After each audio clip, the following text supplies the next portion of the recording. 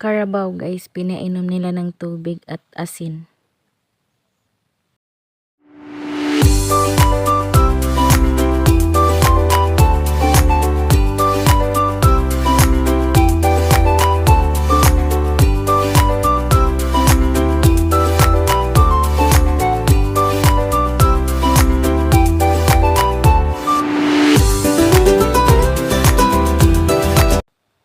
Hello beautiful people, this is Acel. Welcome to my channel.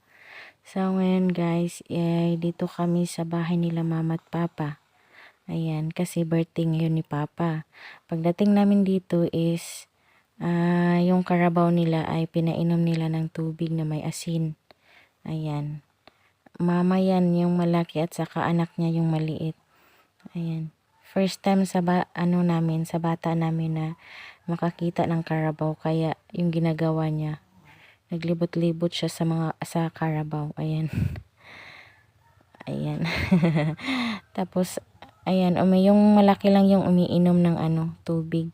Ayan, yan yung papa ko nagpainom. Tsaka may manok din. Hindi lang yan yung manok nila. Dun sa baol nila naglaag. Uuwi din yun yung mga manok nila paghapon at saka buntag nandyan yan sa paligid. Pagtanghali ayun, yan, kahit saan lang yun mapunta. Ayan. Ang sarap dito sa bukid guys kasi malanghap mo talaga yung masarap na hangin or yung fresh na hangin. Ayan yung yung Carabao, hindi pa tapos umiinom ng tubig. Ayan, yan yung alaga ng papa ko. Yan yung palagi niyang inaalagaan. Yung umaga na, kukuha siya ng pagkain ng Carabao. Tapos, pagkatapos niyan, umuwi siya sa bahay, kakain, tapos kunin na naman niya yung kalabaw para paliguan, ganun.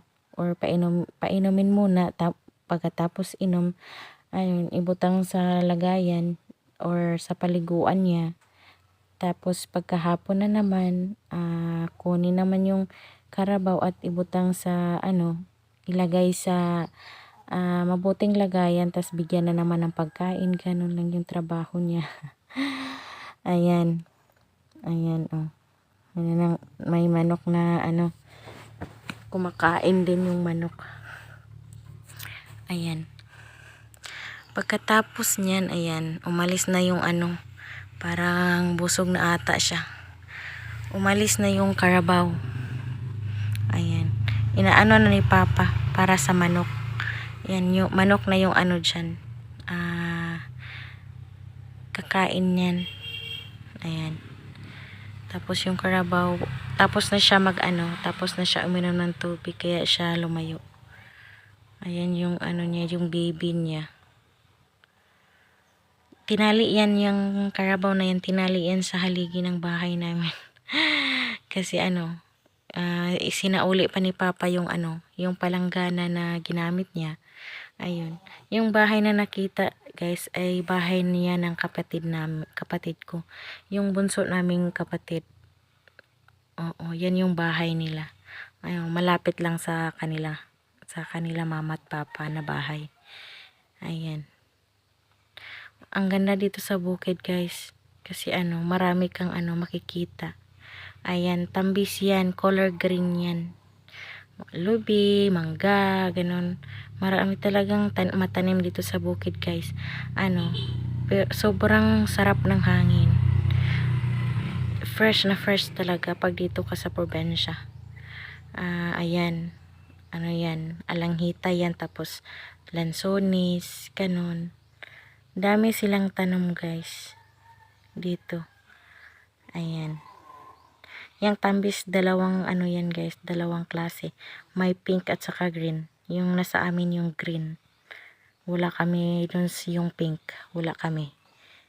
Ayan, naghihintay yung Carabao sa papa namin. Kasi maligo na yan. Paliguan na yan. Ayan yung manok, oh. Sarap yan sa tinola.